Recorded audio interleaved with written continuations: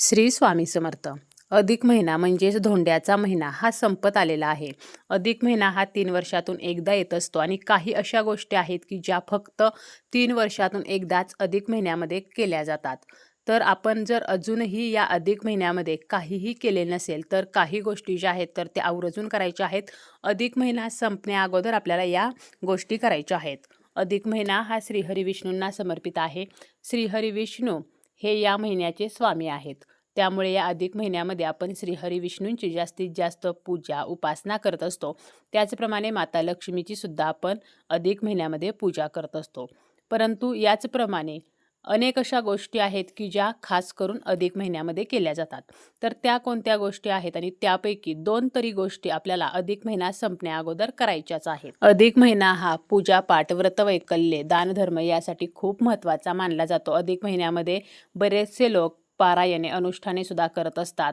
तर आपल्याला जरी काहीच करणे शक्य झाले नाही तरी आपल्याला कुलदेवीची सेवा करायची आहे. आपल्या जे कुलदैवत आहे तर त्याच्या मूळस्थानी जाऊन आपण दर्शन करू शकतो. आपली कुलदेवी जी आहे तर तिच्या मूळस्थानावरती जाऊन आपण कुलदेवीची ओटी भरू शकतो, कुलदेवीचं दर्शन करू शकतो. आपली कुलदेवी जी आहे तर ती जर नाराज असेल तर आपल्या घराची प्रगती होत नाही. त्यामुळे आपण या अधिक महिन्यामध्ये कुलदेवीची सेवा करू शकतो. आता जरी आपल्याला मूळस्थानी जाऊन आपल्या कुलदेवतांचं दर्शन करणे शक्य नसेल किंवा कुलदेवीची ओटी भरणे शक्य नसेल तर आपण घरीच कुलदेवीची ओटी भरू शकतो. साडीने शक्य नसेल तर अगदी खणा नारळाने आपण ही ओटी जी आहे तर ती भरू शकतो. साडी, ब्लाऊज पीस, त्यानंतर गहू किंवा तांदूळ, नारळ, त्यानंतर खारीक, सुपारी, खोबरं, हळकुंड, वेणी म्हणजे गजरा आणि दक्षिणा. त्याचप्रमाणे एखादं फळ आपण ओटीमध्ये ठेवू शकतो आणि तांबूल. तर अशा साहित्याने आपण ही ओटी भरू शकतो आणि ही ओटी आपण स्वतः वापरू शकतो किंवा एखाद्या सौभाग्यवतीला घरी बोलावून तिलासुद्धा हळदी कुंकू लावून ही ओटी देऊ शकतो. तर अशा प्रकारे आपण या अधिक महिन्यामध्ये कुलदेवतेची पूजा जी आहे तर ती करायची आहे. आपल्या कुलदेवीची सेवा करायची आहे. यानंतर अधिक महिना हा दानधर्मासाठी सुद्धा अत्यंत खास मानला जातो. अधिक महिन्यामध्ये केलेल्या दानाचे फळ हे इतर वेळेला केलेल्या दानाच्या फळापेक्षा 100 पटीने जास्त असते.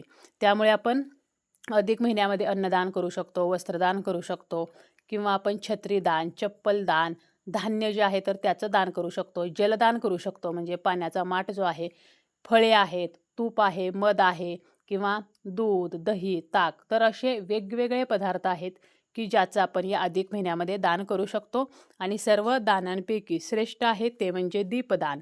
अधिक महिन्यामध्ये 33 म्हणजे 30 आणि 3 दिवे दान करण्याला विशेष महत्त्व आहे. आपण 33 दिवे हे एखाद्या मंदिरामध्ये दान करू शकतो. यासाठी आपण धातूचे दिवे घेऊ शकतो किंवा कणकेचे दिवे घेऊ शकतो आणि ते प्रज्वलित करायचे आहेत आणि मंदिरामध्ये आपल्याला दान करायचे आहेत किंवा अगदी आपण तुळशीसमोर किंवा आपल्या देवघरासमोर किंवा नदीमध्ये सुद्धा ह्या दिव्यांचं दान जे आहे तर ते करू शकतो.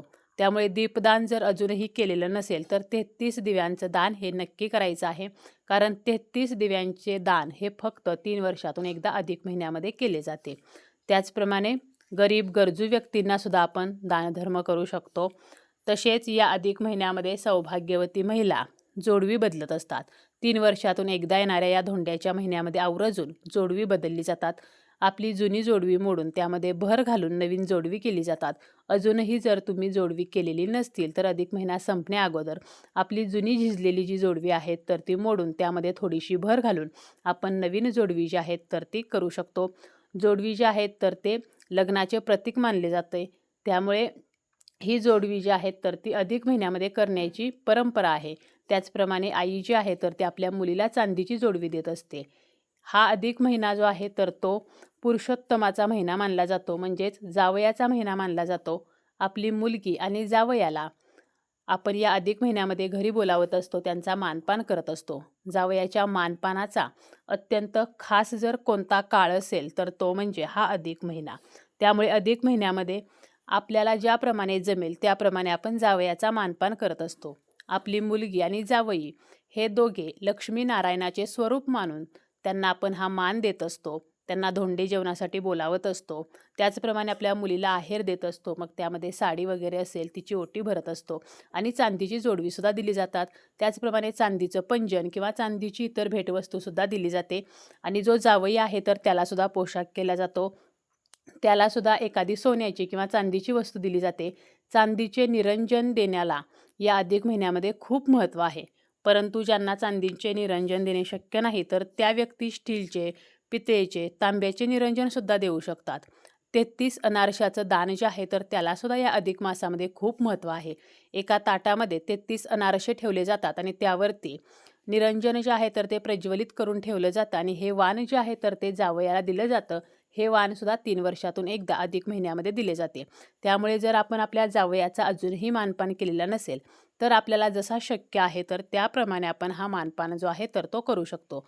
अगदी मोठ्या प्रमाणामध्ये किंवा साग्र संगीत खूप खर्च करूनच लेक जावयाचा मानपान करावा असे अजिबात नाही. तर आपण आपल्या सोयीनुसार आपली जशी ऐपत आहे तर त्यानुसार सुद्धा लेक जावयाचा मानपान करू शकतो. लक्ष्मी स्वरूप त्यांची पूजा करू शकतो. यानंतरची गोष्ट आहे ती म्हणजे विवाहित मुलगी आपल्या आईची ओटी ही अधिक मासामध्ये भरत असते. आपली जी आई आहे तर तिच्या उदरातून आपला जन्म झालेला असतो. ती आपल्याला संसाराच्या 4 कानगोष्टी शिकवत असते, आपल्याला ती वाढवत असते आणि म्हणूनच तिच्याप्रती एक कृतज्ञता म्हणून ही ओटी भरण्याची परंपरा आहे. आपल्या आईची ओटी ही अधिक महिन्यामध्ये प्रत्येक मुलगी भरत असते. साडीने आपण ही ओटी भरू शकतो किंवा अगदी खणा नारळाने जरी ही ओटी भरली तरीसुद्धा चालेल. मग यामध्ये सुद्धा साडी, ब्लाऊज पीस, गहू किंवा तांदूळ, नारळ, त्यानंतर खोबऱ्याचा तुकडा, हळकुंड, सुपारी, खारीक, बदाम, वेणी, दक्षिणा आणि एखादं फळ. तर अशा प्रकारे आपण ही ओटी भरत असतो आणि एखादी भेटवस्तू, मग यामध्ये सुद्धा हळदी-कुंकवाचा करंडा असेल किंवा आपण बांगड्या ज्या आहेत तर त्यासुद्धा आईला भेट म्हणून देऊ शकतो. तर अशा प्रकारे मुलीने आईची ओटी ही अधिक महिन्यामध्ये भरायची असते. अजूनही जर आपण आपल्या आईची ओटी भरलेली नसेल तर आपण ही ओटी भरू शकतो. लेक जावयाच्या मानपाना एवढेच महत्त्व सौभाग्यवतीच्या मानपानाला सुद्धा अधिक महिन्यामध्ये आहे. अधिक महिन्यामध्ये सुहासिनी पूजन सुद्धा आपण करू शकतो. शक्य असेल तर 33 सुवासिनींना घरी बोलावून त्यांचा मानपान आपण करू शकतो.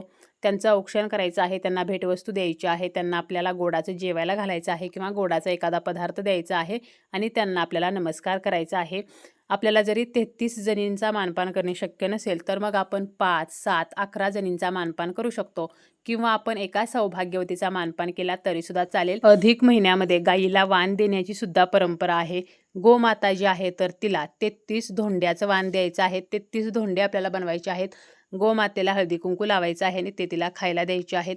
गोशाळेमध्ये जाऊन आपण हे वाण देऊ शकतो. आपल्या घरी गाय असेल तर तिलासुद्धा हे आपण धोंड्याच्या महिन्यातलं वाण जे आहे तर ते देऊ शकतो. काही शक्य झालं नाही तर गाईला आपल्याला या धोंड्याच्या महिन्यात एकदा तरी मुठभर हिरवा चारा खायला द्यायचा आहे किंवा आपण एक गुळाचा खडा जरी खायला दिला तरीसुद्धा चालेल. तर अशा प्रकारे या अधिक महिन्यामध्ये आईची ओटी भरली नसेल किंवा आपण जोडवी बदललेली नसतील किंवा सुवासिनी पूजन केलेलं नसेल, गाईला वाण दिलेलं नसेल तर या गोष्टी अधिक महिना संपण्या अगोदर नक्की करा.